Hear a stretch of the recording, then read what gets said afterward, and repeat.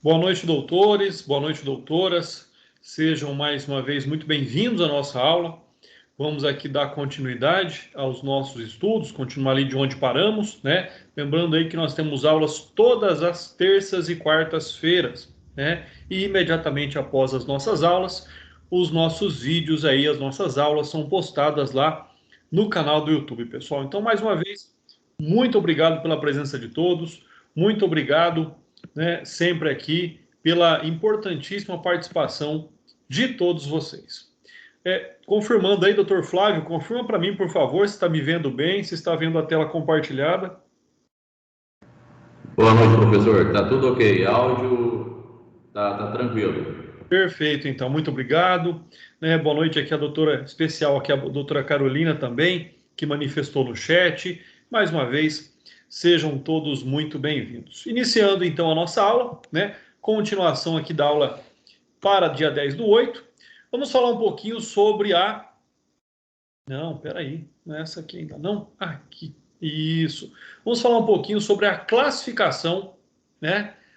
Segundo aí o processo penal. Então nós vamos estudar, falar um pouquinho sobre a classificação das ações penais nos termos do Código de Processo Penal, né? Lembrando aí mais uma vez que esse conteúdo, né, en passant, superficialmente, aí vocês já viram quando estudaram ali o Código Penal entre os artigos 100 até o artigo 120. Então, nesse primeiro momento, ainda não há nenhuma novidade para vocês, né? Aqui agradecendo a presença de todos, mais uma vez aqui, ó, doutor Ederson, doutora Thaisa, doutora Bruna, né? E é muito bom ver aqui a foto de todos vocês.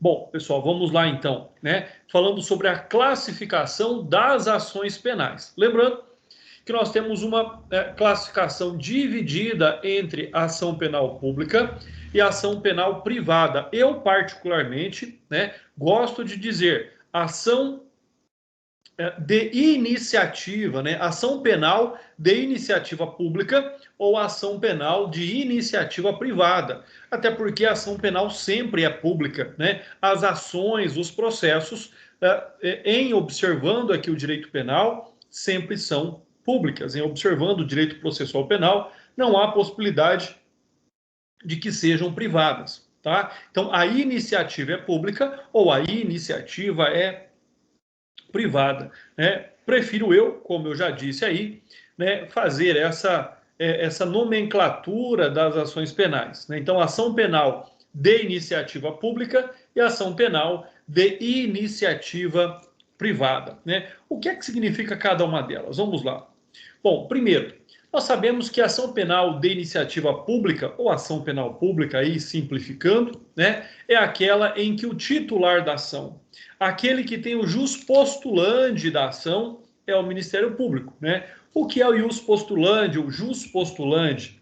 É o direito de pedir em juízo, né? Assim como o advogado tem o jus postulandi, o direito de entrar com uma ação judicial, né, de poder pedir em juízo, nós somos técnicos na redação jurídica, ou seja, nós sabemos como pedir, o que pedir em juízo, levando-se em consideração determinadas circunstâncias. Então, esse é um fator também aí extremamente importante. Então, quando nós tratamos de ação penal de iniciativa pública, o ius postulandi, o direito de postular em juízo é do Ministério Público, tá? É algo que é privativo dele, ou preferencialmente dele. Por que eu digo preferencialmente, ao invés de privativo?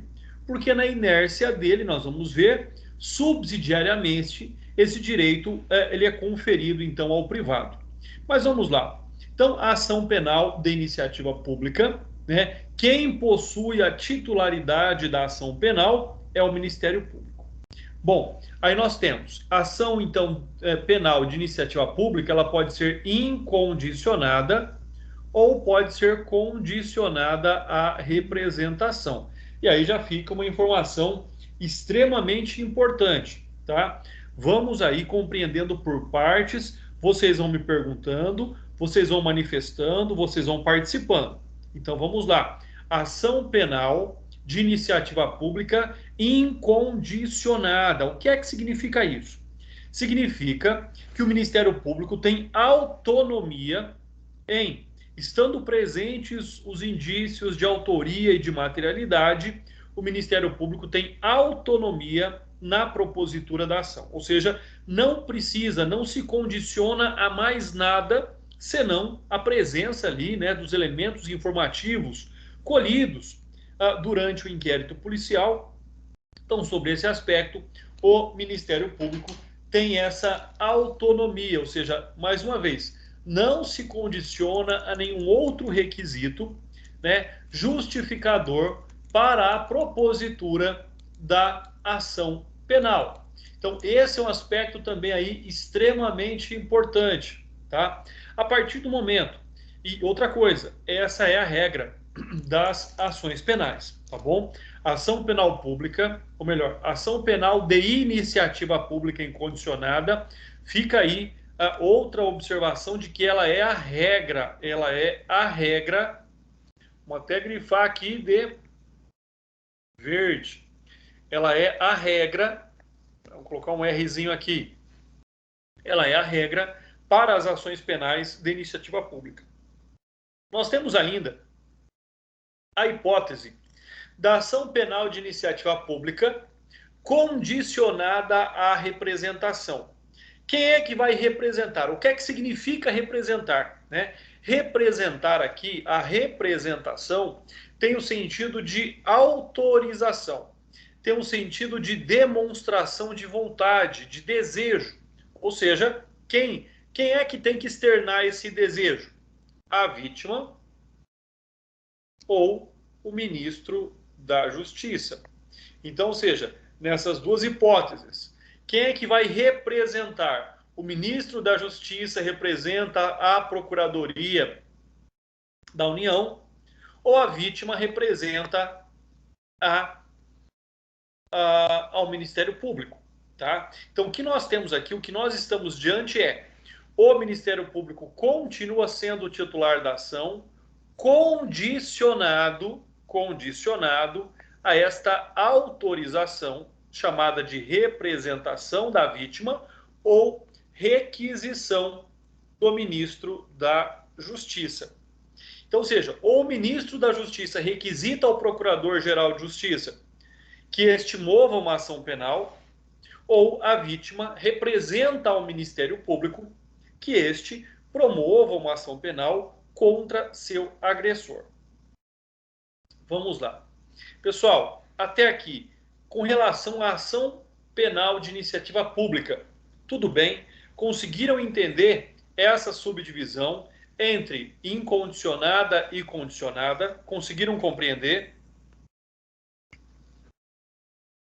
Ok, André. Vamos lá. 2 exemplos. Ação penal de iniciativa pública incondicionada. 2 exemplos de crimes. No caso da incondicionada, o homicídio, artigo 121. Tá? No caso, seja ele culposo ou doloso, tanto faz. No caso da ação penal de iniciativa pública condicionada à representação, a hipótese do crime de ameaça, onde a vítima vai representar ao Ministério Público, vai externar a sua vontade ao Ministério Público, né, autorizando então este a poder ingressar, postular em juízo com esta ação penal, tá? Vamos aí passar agora para a ação penal de iniciativa privada, pessoal. Aqui, ação penal de iniciativa privada, nós temos o quê? Primeiro, esta é uma exceção. Então, tanto, vamos colocar aqui de azul agora para distinguir. Tanto a condicionada, ela é uma exceção, são poucas as hipóteses, como também a ação penal privada é uma exceção também à regra. Qual é a regra? A ação penal de iniciativa pública incondicionada. Então, a ação penal privada e a ação penal de iniciativa pública condicionada são exceções. Por quê? Porque a exceção ela vem expressa no código, tá? Então, no código, você lendo o código, quando não indicar que tipo de ação penal é, como ela se processa, sempre será incondicionada. Quando for condicionada, vai estar lá, né? no tipo penal. Isso vocês vão olhar no Código Penal. Somente se procede mediante representação. Ou vocês verão como na ação penal de iniciativa privada. Somente se procede mediante queixa-crime, tá? Então, sobre esses aspectos é que nós vamos aí observando, né? Vamos aqui buscar, então, essas observações lá no código para que vocês possam verificar aquilo que eu estou dizendo, né? Quando nós, por exemplo, aqui buscamos, né, o artigo 129, vamos ver onde é que está escrito lá, como é que vai aparecer essa informação. Vamos aqui buscar.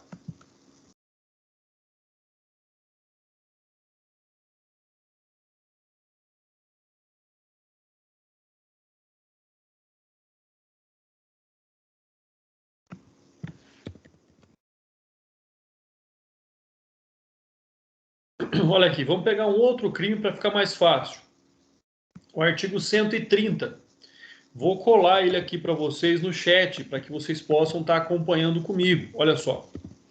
O artigo 130, ele trata aqui do perigo de contágio venéreo, né? Então ele vai dizer, expor alguém por meio de relações sexuais ou qualquer ato libidinoso a contágio de moléstia venérea, de que sabe ou deve saber que está contaminado, pena de detenção de 3 meses a 1 ano ou multa. Parágrafo 1º, se a intenção do agente transmitir a moléstia, pena de reclusão de 1 a 4 anos e multa. E aí sim vem o parágrafo 2º. Então percebam que está escrito, somente se procede mediante representação. Quando nós, então, agora, né, observamos aqui a queixa-crime, ou seja, quando nós observamos essa situação,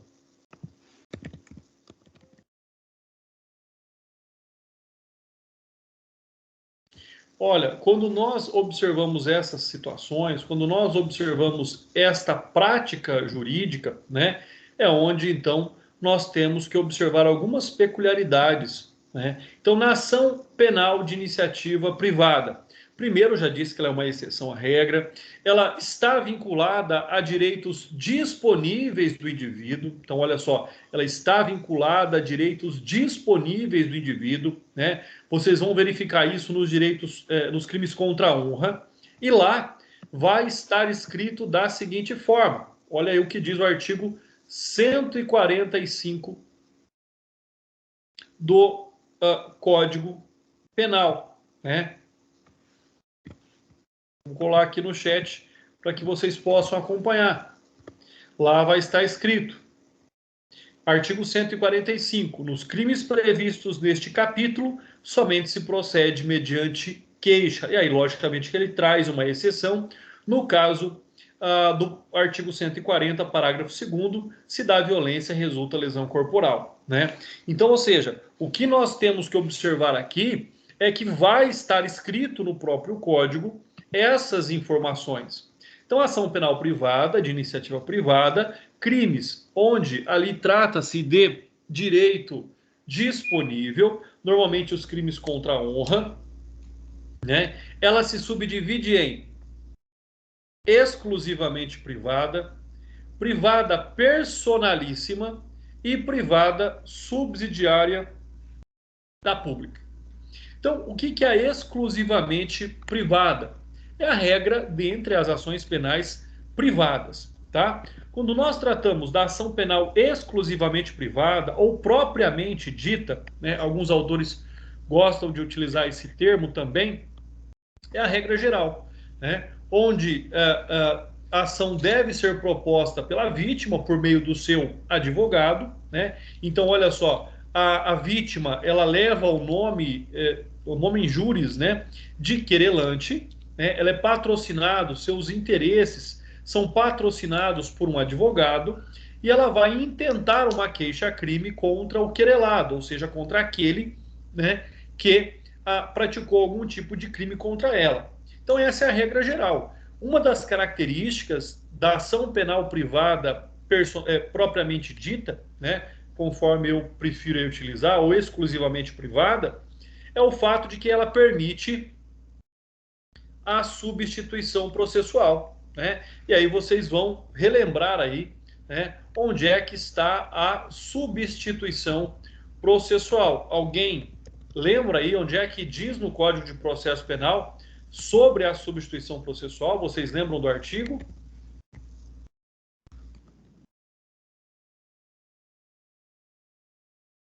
Então eu trago para vocês, né? Nessa situação, o artigo do Código de Processo Penal que traz aqui informações sobre a substituição processual é o artigo 31 do Código de Processo Penal. No caso de morte do ofendido ou quando declarado ausente por decisão judicial, o direito de oferecer a queixa ou prosseguir na ação passará ao cônjuge, ascendente, descendente ou irmão. Então percebam, né, no caso o querelante falece durante o processo, esse direito de representação e de substituição processual, ele poderá então ser substituído, passará ao cônjuge, companheiro, ascendente, descendente ou irmão.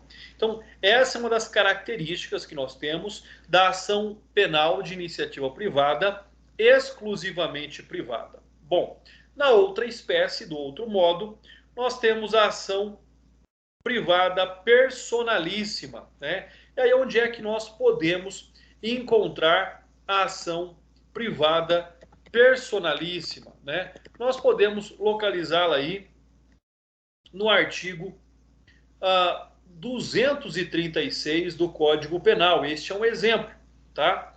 Vamos colar aqui no chat também o artigo 236 do Código Penal. O que é que ele vai dizer para nós? Olha só, prestem atenção, acompanhem aí comigo, né? Induzimento a erro essencial e ocultação de impedimento, artigo 236 do Código Penal. Contrair casamento, induzindo em erro essencial outro contraente, ou ocultando-lhe impedimento que não seja casamento anterior. Pena de detenção de 6 meses a 2 anos. Parágrafo único. A ação penal depende de queixa do contraente enganado e não pode ser intentada senão depois de transitar em julgado a sentença que, por motivo de erro ou impedimento, anule o casamento. Então, aqui ela vem dizer o que para nós? Que ela não permite a substituição processual nos termos do artigo 31 do Código de Processo Penal. Ou seja, ela vem dizer para nós que ela é personalíssima. E como o próprio nome dela diz, personalíssima, significa que ela só existe, só subsiste enquanto a vítima também subsistir. Ou seja, ela também é uma hipótese de extinção do processo. Se a vítima morre, o processo acaba com ela. Se ela não deseja processar, né, quem lhe praticou esse crime do artigo 236, ninguém poderá substituí-la. Por isso que é chamada de personalíssima, ou seja, é vinculada à personalidade do agente. Como vocês já estudaram em direito civil, a personalidade surge com o nascimento com vida e a personalidade se extingue com a morte. Então, fica aí também essas características inerentes à ação penal privada, né, personalíssima. E aí nós temos uma terceira hipótese. Então, percebam que a ação penal privada se subdivide em três, enquanto a ação pública, penal pública, se subdivide em duas. A ação penal privada, ela ainda pode ser subsidiária da pública. Ou seja, o que é que significa privada subsidiária da pública? É o que eu disse agora há pouco para vocês, né? O Ministério Público tem o jus postulandi preferencial no caso das ações penais públicas condicionadas à representação e na hipótese da ação penal pública incondicionada. Ou seja, incondicionada não depende de ninguém, condicionada depende da anuência da vítima ou da representação, da requisição do ministro da Justiça. Só que o Ministério Público tem um prazo para apresentar a denúncia, né? O Ministério Público é o autor da ação, ele apresenta a sua petição, que se chama uma denúncia, embasada esta no inquérito policial, via de regra, até porque inquérito policial não é obrigatório, né? E aí então, essa ação penal ela é proposta, né? Essa persecução ela é proposta contra o denunciado. E para isso existe um prazo. Qual é o prazo para a propositura da denúncia? 5 dias, réu preso, 15 dias, réu solto. Ou seja, né, depois de concluído o inquérito policial. Então, conta-se a partir de quando esse prazo? Conta-se a partir do momento em que o Ministério Público recebe os autos de inquérito policial concluídos e relatados. Então, chegando lá à Secretaria da Promotoria, os autos de inquérito policial relatados, né, não havendo outras providências, o Ministério Público tem esse prazo de 5 dias em caso de réu preso, de 15 dias em caso de réu solto, para o oferecimento da denúncia. Caso ele deixe transcorrer esse prazo em habeas, ou seja, não ofereça a denúncia neste prazo, subsidiariamente, ou seja, aquilo que vem depois, subsidiariamente, abre-se a oportunidade para a vítima, por meio do seu advogado, oferecer o quê? Uma queixa-crime. Ou seja, transforma aquela ação penal pública que poderia ser incondicionada ou condicionada, transforma-se em ação penal privada subsidiária da pública. Então, essas características, essas situações são extremamente importantes. Aí você pensa assim, bom, se a ação penal era pública, o Ministério Público perdeu o prazo, passa a ser privada. Nesta hipótese, como fica o Ministério Público? Qual é a atuação do Ministério Público nessas condições? Bom, nesta situação, nestas hipóteses, o que vai acontecer? O Ministério Público, ainda depois de apresentada a queixa-crime subsidiária ou substitutiva à denúncia, pode apresentar a denúncia. Então, e aí aquela queixa-crime, ela é afastada, ela é desconsiderada, pode assumir a titularidade da queixa-crime, já que ele é o titular da ação penal originário, pode aditar, pode modificar aquela queixa-crime apresentada. Então, percebam que o prazo para o Ministério Público de 5 dias ou de 15 dias é considerado como um prazo impróprio, ou seja, aquele em que, em tese, não causa aí nenhum prejuízo à atuação profissional ou à prerrogativa do Ministério Público. Então, essas são algumas características, tá? Ação penal pública, ação penal privada. A ação penal pública se subdivide em incondicionada e condicionada à representação ou à requisição. Nós temos ainda aqui a hipótese, né, da ação penal privada, podendo ser exclusivamente privada ou propriamente dita, é a mesma coisa.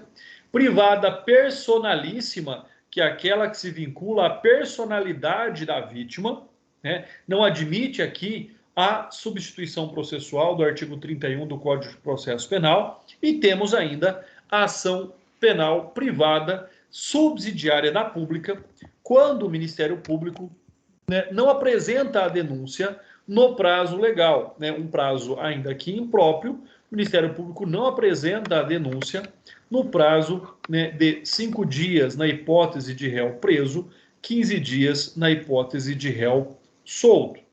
E aí ainda nós temos um outro tipo de ação, chamada de ação popular, ação penal popular.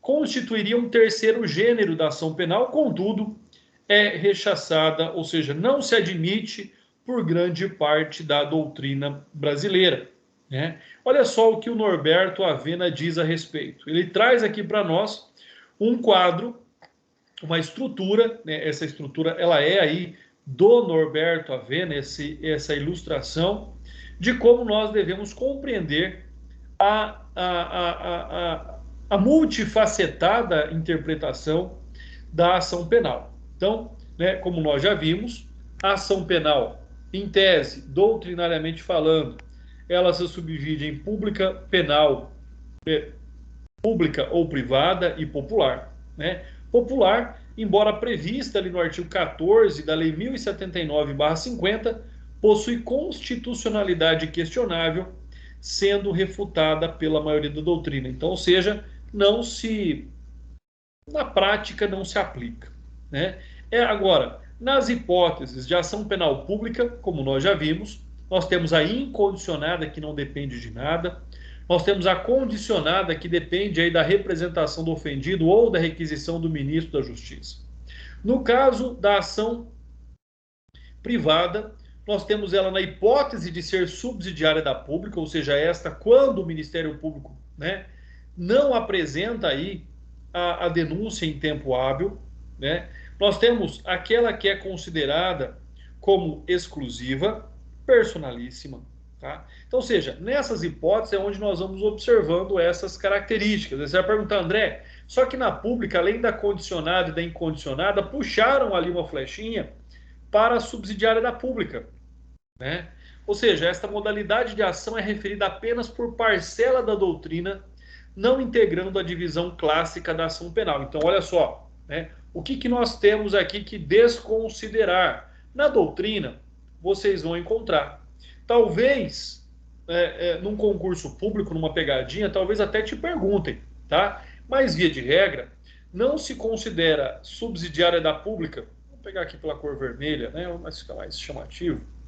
Não se considera como pública a subsidiária e não se considera também como ação penal a chamada ação popular. Então aí nós não teríamos estas hipóteses dentro da classificação das ações penais, né? O que nós temos aqui, o que vale ressaltar, é aquela divisão clássica entre pública e privada, a pública classificada e dividida entre incondicionada e condicionada, condicionada à representação do ofendido ou à requisição do ministro da Justiça.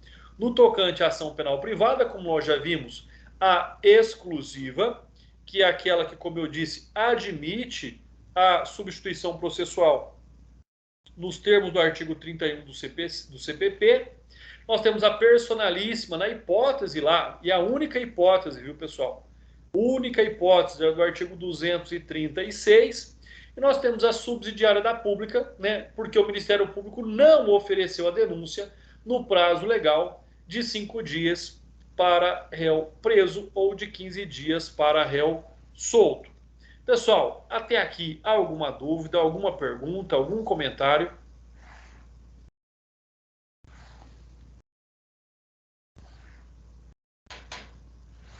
Muito bem, pessoal. Vamos lá, então. Dando continuidade, o que nós temos aqui? Nós temos a explicação que eu já passei para vocês. Vou fazer uma leitura rápida, já que tudo isso já foi explicado. E se houver alguma dúvida, esclareço novamente, tá? Ação penal pública, gênero utilizado para designação de ação penal intentada pelo Ministério Público, se subdivide em incondicionada, quando a atuação do Ministério Público não depende de nenhuma condição, é a regra no processo penal brasileiro. Então fica aí a observação que nós já tínhamos dito. Condicionada, nos casos em que a atuação do Ministério Público é dependente da condição normativa, né? Ou seja, a representação da vítima ou a requisição do ministro da Justiça. A parte da doutrina, de forma bastante minoritária, diz que poderia existir a subsidiária da pública, né? Essa classificação não é pacífica. Vamos aqui colocar um xizinho nela. Vocês têm que saber que alguma parte da doutrina minoritária fala sobre ela, mas não teria nem muita razão de ser dela existir. Já no tocante à ação penal de iniciativa privada, percebam que aqui já utiliza esse termo conforme eu já havia dito para vocês anteriormente. Diz que é aquela cuja iniciativa foi outorgada ao particular, considerando a existência de interesse ou direito muito próprio da vítima. O desencadeamento do processo vai depender e passar necessariamente pela vontade da vítima ou de seu representante. Ela é a exceção. E a escolha dos crimes de iniciativa privada observa critérios de política criminal, tendo em conta preponderantemente os bens jurídicos atingidos pelo direito e os interesses do ofendido, né? Ou seja, o que é que nós temos a respeito disso? Nós temos o fato de que são direitos disponíveis. Então, nesta hipótese, a ação penal de iniciativa privada pode ser, conforme nós já vimos, né, ação penal privada exclusiva ou propriamente dita, onde ela permite aí a substituição processual nos termos do artigo 31. Né? É importante aqui destacar que, né, a vítima já afetada pela prática do crime pode sentir-se ainda mais prejudicada em razão do constrangimento natural pela natureza da infração e pela exposição da sua intimidade provocada pela amplitude dos debates que correm na esfera judicial. Então, nesta hipótese, pessoal, da ação penal privada exclusiva ou propriamente dita, ela é intentada mediante queixa-crime, a qual poderá ser proposta por ofendido se maior de 18 anos ou seu representante legal, se o ofendido for menor de 18 anos, pelo seu cônjuge, ascendente, descendente ou irmão, no caso de morte ou declaração judicial de ausência. Vamos aqui observar algo além disso, né? Na ação penal privada, o prazo, o lapso temporal para poder entrar com esta ação são de 6 meses, né? 6 meses contados do conhecimento do autor do fato. Então, a partir do momento que eu sei quem é o autor do crime, né? Imagina que amanhã a cidade inteira aí aparece com os muros pichados com o seu nome, fazendo calúnias contra você, né? Então, ou seja, você é vítima de um crime de calúnia, um crime que é de ação penal privada, de iniciativa privada, e aí você não sabe exatamente quem pichou os muros da cidade. Então, a partir do momento em que você descobrir quem é essa pessoa, você tem 6 meses para a apresentação da queixa-crime, né? Nós temos, além da ação penal privada exclusiva, nós temos a ação penal privada personalíssima, da qual eu já disse para vocês que compete única e exclusivamente ao próprio ofendido e a mais ninguém, né, a propositura desta ação. E o exemplo seria unicamente o artigo 236 do Código Penal. O Avena ainda fala a respeito desta questão da capacidade do ofendido. Nós temos aqui ainda a ação penal privada subsidiária da pública. Alguns autores chamam de ação penal acidentalmente privada, que corresponde ali nos termos da doutrina a uma ação privada ajuizada em relação a um crime de ação pública, justificando-se quando, esgotado o prazo do Ministério Público, este não ofereceu denúncia. Então, nós já sabemos que são também aí exceções à regra, né? Nós já sabemos que existem características próprias para a determinação da ação penal privada subsidiária da pública, né? Então, nessa situação, além, logicamente, do réu não poder se ver desamparado aí na proteção de seus direitos, nós temos também, né, a previsão constitucional, né, nos termos ali do artigo 5º, inciso 59. Então, existe a previsão legal sobre essa subsidiariedade da ação penal, daquele crime de natureza pública, né, que possa aí ser destinada à possibilidade da ação ser privada. Então, essa é uma característica também que nós não devemos desconsiderar. Na sequência aí, nós vamos observando, nós vamos percebendo como se desenrola, então, a interpretação das ações penais, sejam elas públicas, sejam elas privadas. E elas têm, logicamente, além dos dispositivos legais, elas têm os princípios que regem a ação penal pública, né? Princípios garantidores, princípios inerentes à garantia dos direitos humanos. Então, quais são esses princípios garantidores das ações penais? O primeiro deles é o princípio da obrigatoriedade da ação penal pública. Ou seja, isso significa dizer que o Ministério Público não tem autonomia de não processar alguém quando estiverem presentes os indícios de autoria e de materialidade. Então, ou seja, por mais que ele seja o titular da ação, não é como na ação penal privada, que depende da vontade. Se a vítima quiser, vai processar. Se ela não quiser, não vai processar. Na ação penal, não funciona assim, né? Na ação penal, o Ministério Público não tem aí essa autonomia quanto ao processo. Ou seja, estando presentes os requisitos mínimos de autoria ou de materialidade, o Ministério Público deve agir, o Ministério Público deve processar. Então, olha só o que diz aí o artigo 24 do Código de Processo Penal.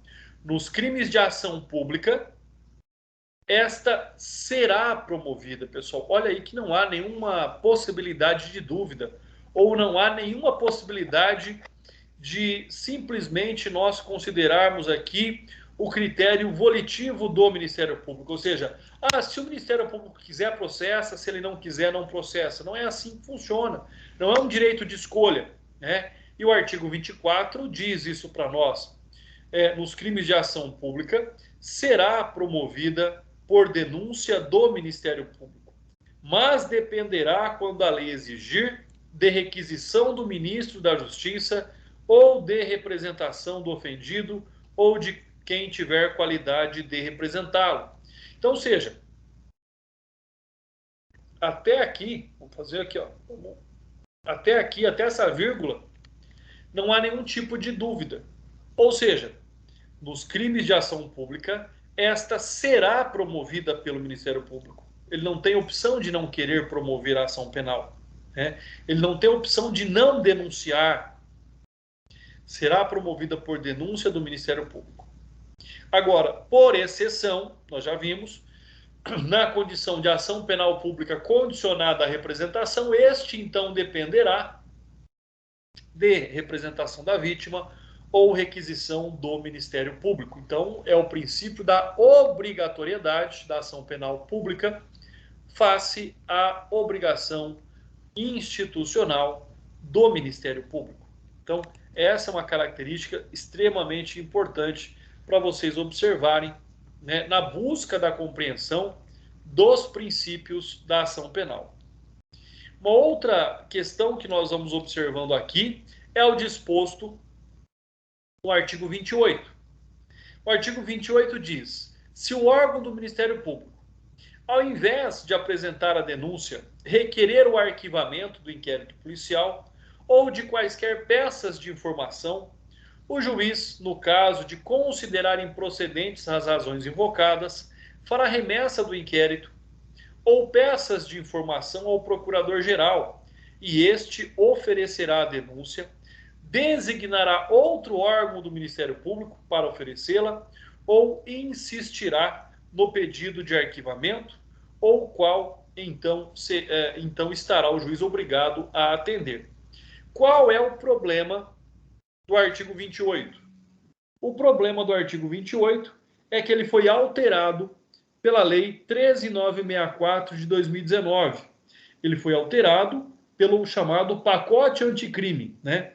A coisa mais desastrosa que o ministro Moro fez no curto período em que ele foi ministro da Justiça, né? Esse pacote anticrime, pessoal, é a coisa mais desastrosa que eu vi nos últimos anos como advogado. Por que eu vou dizer isso para vocês? Porque ele criou situações, atribuiu obrigações a quem não quer, né? Então, ou seja, a Lei 13.964, parte dos seus dispositivos se encontram suspensos por uma decisão do ministro Fux. A nova redação do artigo 28, que ainda não está vigente, diz que, olha lá o que vai dizer o artigo 28. Deixa eu abrir aqui, pessoal, só um instante.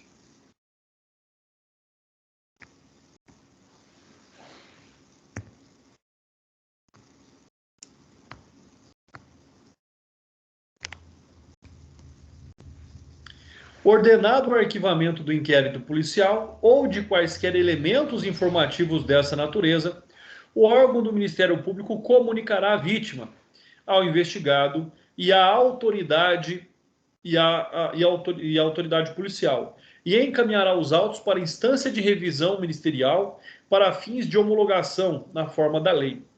Parágrafo 1º. Se a vítima ou seu representante legal não concordar com o arquivamento do inquérito policial, poderá, no prazo de 30 dias do recebimento da comunicação, submeter a matéria à revisão da instância competente do órgão ministerial, conforme dispuser a respectiva lei orgânica. Parágrafo 2º.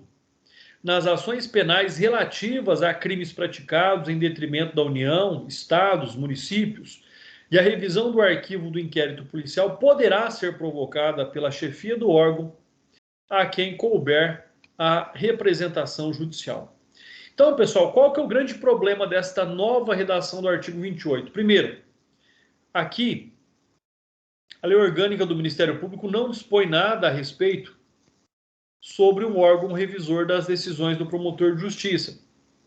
Então, não existe, teria que criar, né? Tira-se a atribuição do juiz de direito, como aquele que é responsável pela homologação do arquivamento, para o próprio órgão do Ministério Público. Até aí tudo bem, né? Concordo eu que se ele é o titular da ação, caberia a ele também decidir se estão presentes os indícios mínimos de autoria e materialidade do crime. Logicamente que o promotor só vai requerer aqui o arquivamento do inquérito ou quando a materialidade não está presente, né? Porque se a materialidade estiver presente e não tiver indícios de autoria, ele não vai pedir o arquivamento. Ele vai, ou tiver extinta a punibilidade, por exemplo, mas ele vai devolver para o delegado, para que o delegado continue aí realizando diligências na busca de localizar o sujeito do fato, o sujeito do crime. Então, essa é uma questão extremamente importante, né, que vocês observem, que vocês fiquem atentos. O artigo 28 ainda está com a redação anterior. A redação nova não está vigente. Não está vigente. A redação nova, ele continua vigendo com a redação velha, né, não com a redação alterada pelo pacote anticrime. Então, olha só. Esta nova redação está com eficácia suspensa por decisão liminar do ministro Fux na ação direta de inconstitucionalidade número 6.299, datada de 22 de janeiro de 2020. Quem propôs esta ação? O próprio Ministério Público. O próprio Ministério Público vê como inconstitucional a concentração dessas prerrogativas nele mesmo. Então é interessante nós observarmos essas características, é importante nós verificarmos essas questões. Vamos aqui já ultrapassando este tema, né? Vamos aí para outras questões das quais nós vamos observando. Então nós estamos falando aqui, né?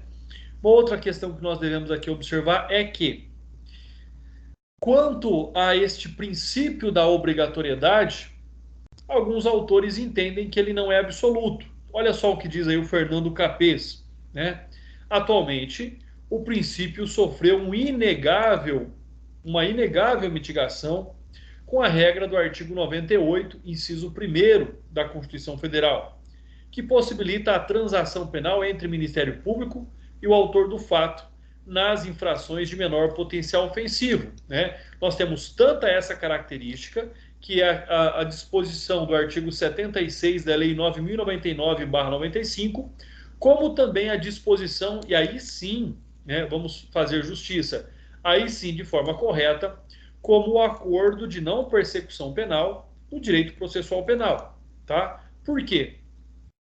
Porque se nós avaliarmos como o direito processual penal brasileiro é realizado e como o direito processual, por exemplo, penal americano é realizado, nós vamos verificar uma imensa diferença, onde no direito processual penal brasileiro nós temos aí em torno de 90% de litígios e de 10% de acordos em matéria penal.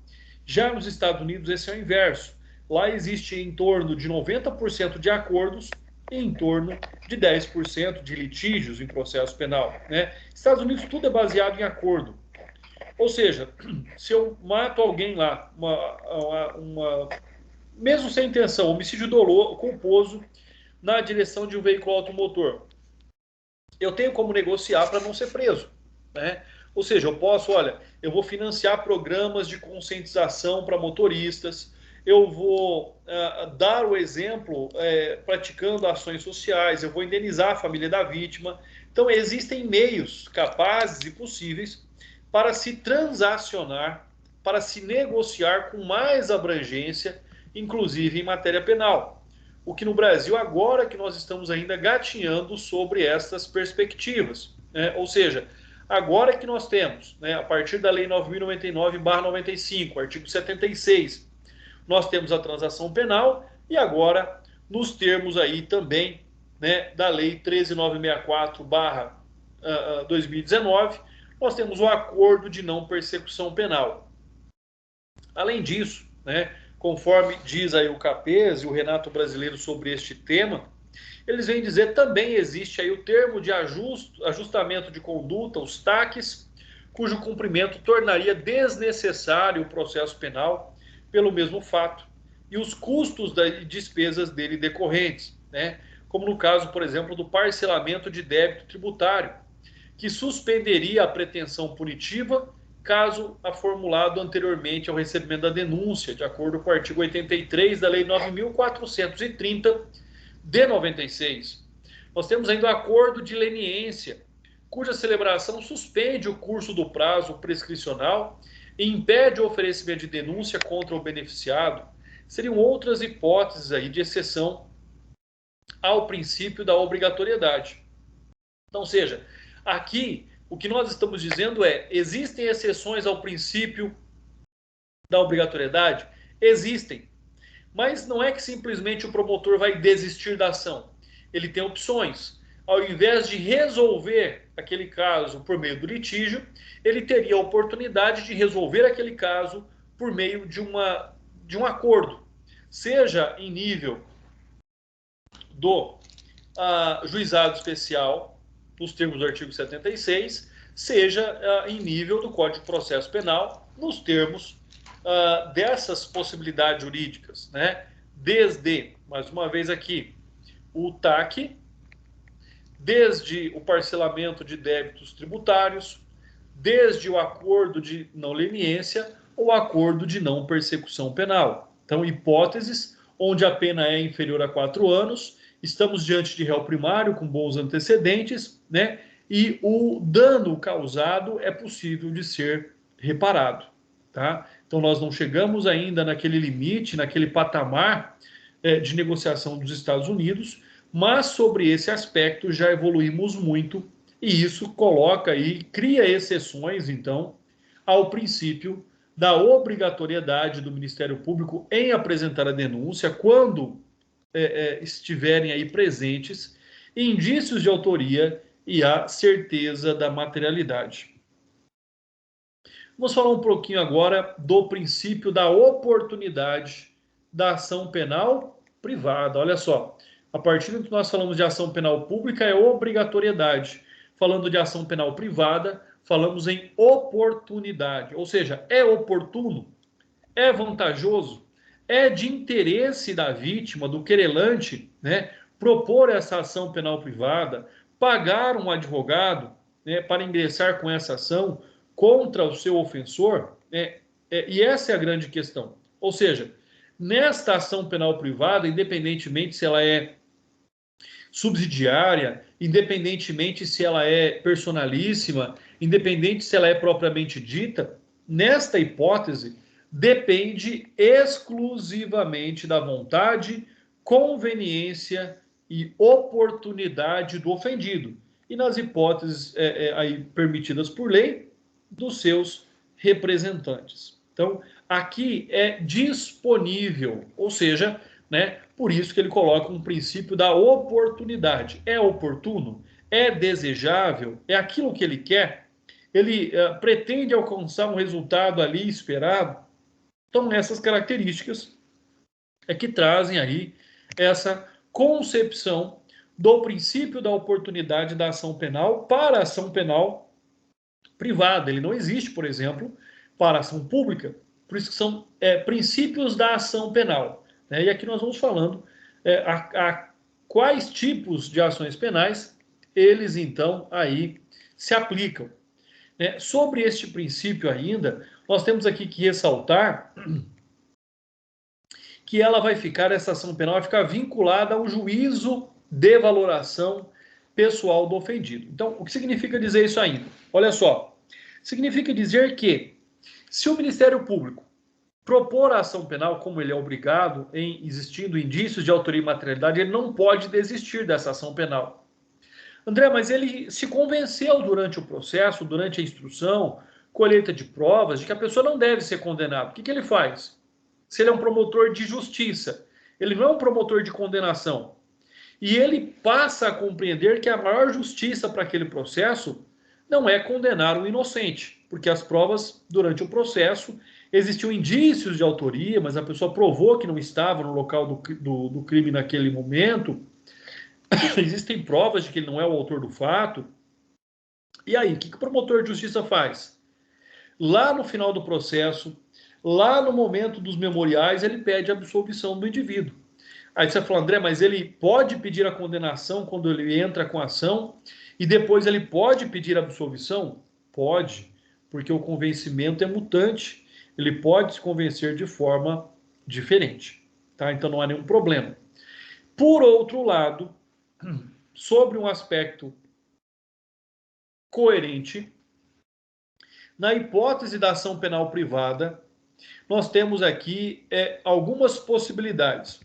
Quais são essas possibilidades? Né? Nós temos alguns institutos aqui, né? E um deles é a chamada perempção. Então, o que pode acontecer?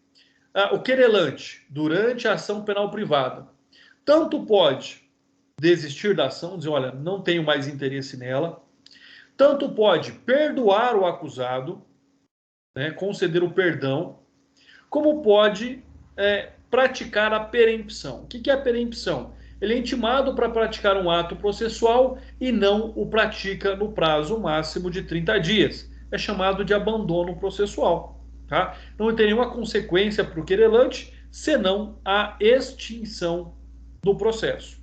Então, no caso da ação penal privada, pode, depois de intentado, depois de dar entrada, depois de protocolada a queixa-crime, o querelante pode desistir, pode praticar um ato incompatível com o processo, com o desejo de processar. Por exemplo, o querelante começa a namorar o autor do fato, ou a autora do fato.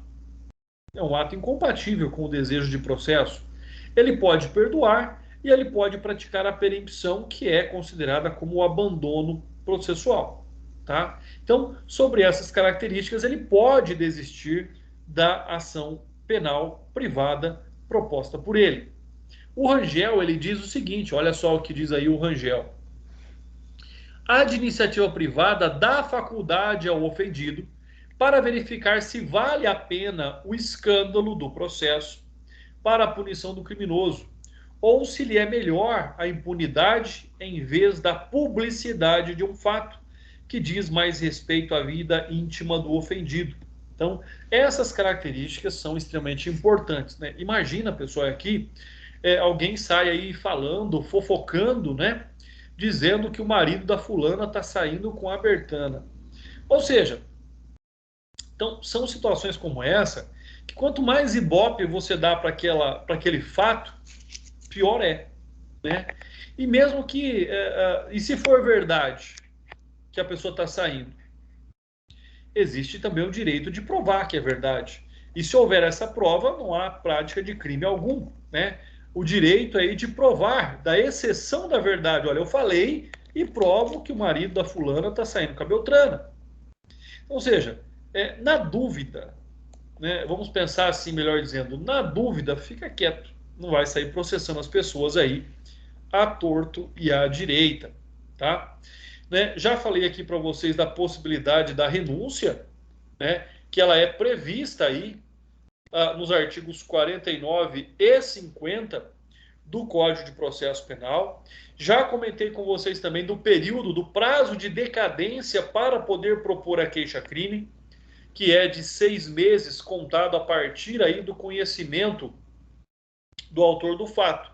Então fica aí para vocês, né, a leitura necessária dos artigos 38, 49 e 50 do Código de Processo Penal. Até porque eles trazem aqui, até porque eles vêm trazer para nós questões extremamente importantes relacionadas à ação penal. Então, olha só, artigo 38 vai dizer o seguinte, né, o que é que diz aqui o artigo 38? Vamos buscá-lo.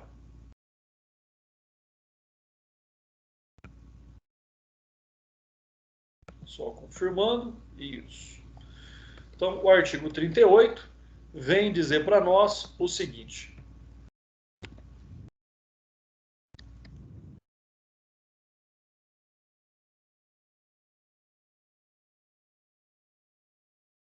Deixa eu copiá-lo aqui.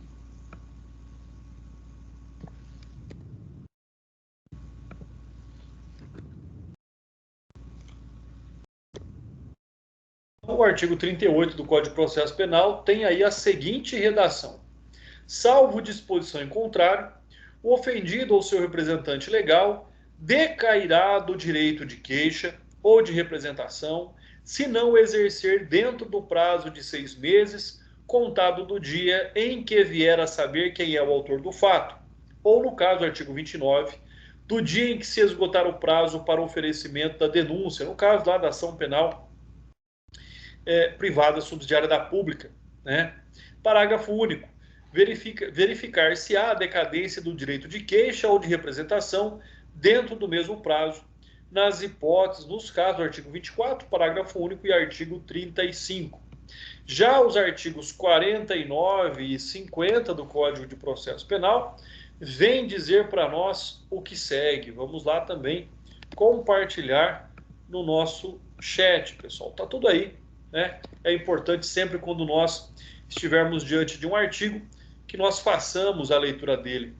O artigo 49, a renúncia ao exercício do direito de queixa em relação a um dos autores do crime, a todos se estenderá. Olha que interessante isso. Interessante dizer que, se eu estou processando mais de uma pessoa pela prática do mesmo fato, numa ação penal privada, se eu perdoo um, a todos se estende o perdão. Ou seja, eu não posso utilizar o processo como perseguição particular, né? Então, ou seja, ou o perdão é dado a todos ou é dado a ninguém.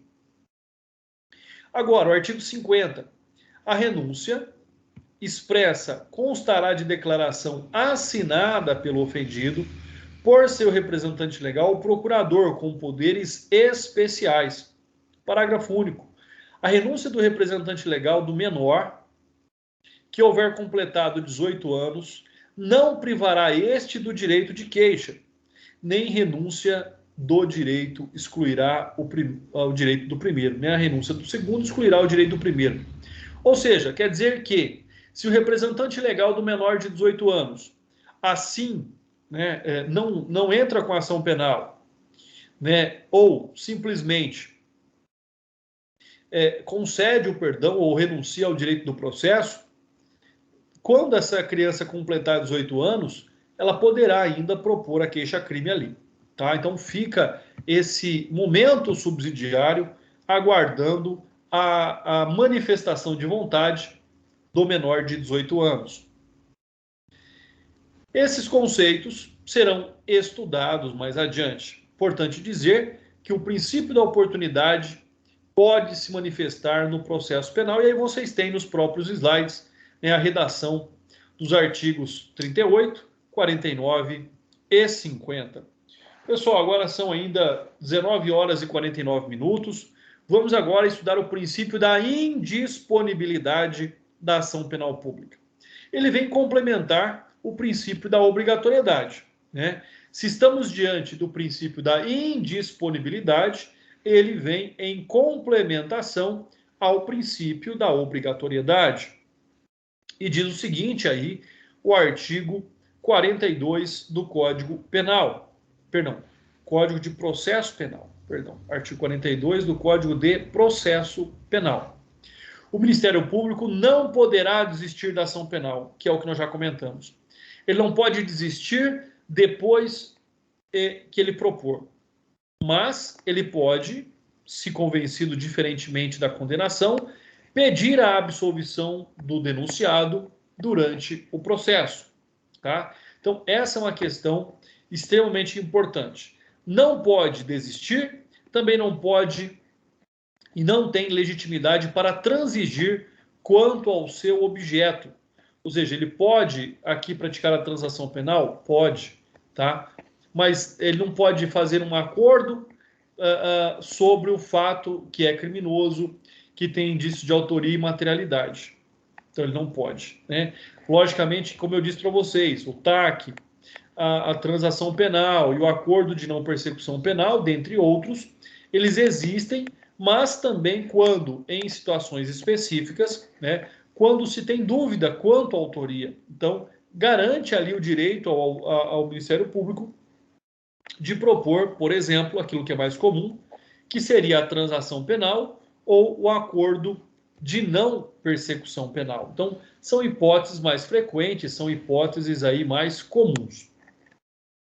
Olha o que diz o STF a respeito. É importante aí verificar a posição do STF, que diz: a indisponibilidade da ação penal pública não proíbe o Ministério Público que possa opinar pela absolvição do réu, mas exclui a vinculação do juízo à manifestação do parquê.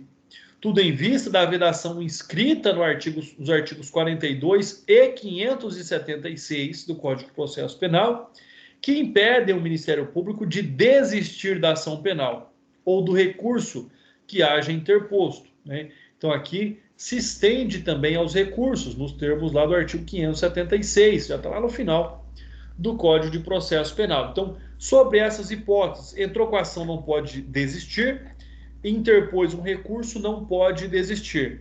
Mas não há impedimento de que possa o Ministério Público opinar pela absolvição do réu. Eu já vi casos, para vocês terem uma ideia, que o Ministério Público, por exemplo, recorreu de uma sentença absolutória, chegou no tribunal, no momento ali da sustentação oral do recurso, da defesa, o procurador de justiça, que é o órgão do Ministério Público em segunda instância, manifestou o contrário ao recurso do Ministério Público, do promotor de justiça, manifestou o contrário, pugnando pela manutenção da sentença absolutória. Por quê? Porque também existe ali uma independência entre os membros do Ministério Público. Então, observem essa questão. O Ministério Público, depois que ingressa com a ação, não pode desistir, pode pedir absolvição. Depois que interpõe recurso, não pode desistir, mas nada impede que o Procurador de Justiça, que é o órgão do Ministério Público em segunda instância, possa ter um entendimento diferente do promotor de justiça. Então, essas são algumas características extremamente importantes aqui. Princípio da disponibilidade da ação penal privada, né? Quando nós falamos agora há pouco ali, princípio da oportunidade, era com relação a intentar uma ação penal. Então, né, caberia ali ao querelante convencer-se da vontade, do desejo de entrar com aquela, de interpor, né, de ingressar com a queixa-crime. Quando nós falamos em disponibilidade, eu já acabei explicando um pouquinho sobre isso também, aproveitei o gancho, é a oportunidade que ele tem de desistir da ação penal. Então, nas ações penais de iniciativa privada, é conferida a faculdade de prosseguir ou não prosseguir até o seu final do processo, após a deflagração da ação. Uma questão aqui interessante é a seguinte, observem bem, eu vou lá e protocolo a queixa-crime. Antes da citação do querelado, eu posso desistir livremente.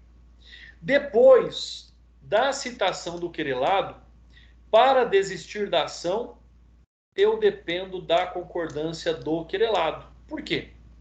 Porque olha só como isso pode... É aquela história, né? O feitiço virar contra o feiticeiro. Eu entro com uma ação privada contra alguém, dizendo que essa pessoa atribuiu a mim a prática de um crime, ou seja, praticando o crime de calúnia. E essa pessoa, e aí eu desisto da ação depois dela ser citada. Aí ele vai ser ouvido, se ele concorda ou não com essa desistência. Eu, como querelado, digo o seguinte: não, ele me acusou de ter praticado o crime de calúnia. E eu quero agora o direito de provar que eu não pratiquei. Por quê? Porque eu vou entrar com um processo contra ele. Ou seja, então essa desistência é quando as partes querem colocar panos quentes, né? Parar com aquela situação. Se uma parte não quiser, se o querelado quiser provar a sua inocência, logicamente que ele também tem esse direito. Mas vamos continuar. Olha o que diz aí o Tourinho Filho. O direito de ação nesses casos é exclusivo do particular, isto é, do ofendido. Poderá exercê-lo se quiser e mesmo que venha a promover a ação penal, poderá a todo instante dispor do conteúdo material do processo, quer perdoando o ofendido, quer abandonando a causa, dando lugar, conforme eu já expliquei para vocês, à perempção. Perdão e perempção nos crimes de exclusiva ação penal privada são também causas de extinção de punibilidade. Então, importante observar essas questões. Agora, vem aquele outro lado que eu já disse para vocês, tá? Nós estamos diante do princípio da conveniência, da oportunidade e da disponibilidade. Agora, se esse perdão, se essa perempção constitui maneiras pelas quais o ofendido não mais verificando conveniência na continuidade da ação penal, após ter exercido o seu direito de ação, pode sim dar fim a ele antes do seu natural desfecho, que seria o trânsito e julgado da sentença. Por exemplo, eu não posso conduzir o processo inteiro e tentar aí perdoar ou tentar desistir da ação após o trânsito em julgado. Não caberia, né? Essas causas de extinção da punibilidade serão estudadas mais adiante. O Renato Brasileiro diz ainda mais. Ele diz que a conciliação no procedimento dos crimes contra a honra de competência do juiz singular.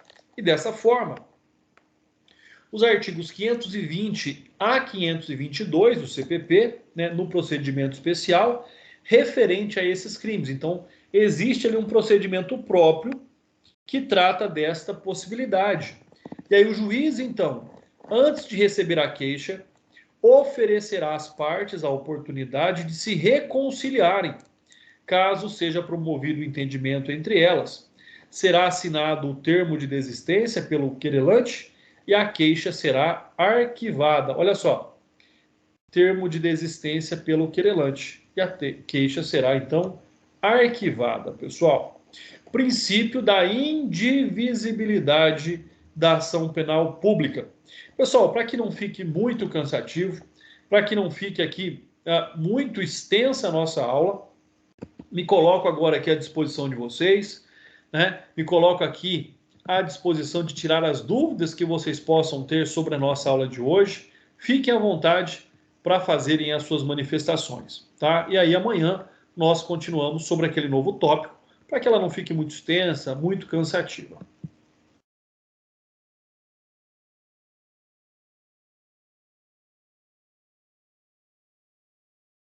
Não tendo questionamentos ou dúvidas, agradeço mais uma vez a presença de todos. Fiquem com Deus e até amanhã, pessoal. Um abraço. Boa noite, André. Até amanhã. Até.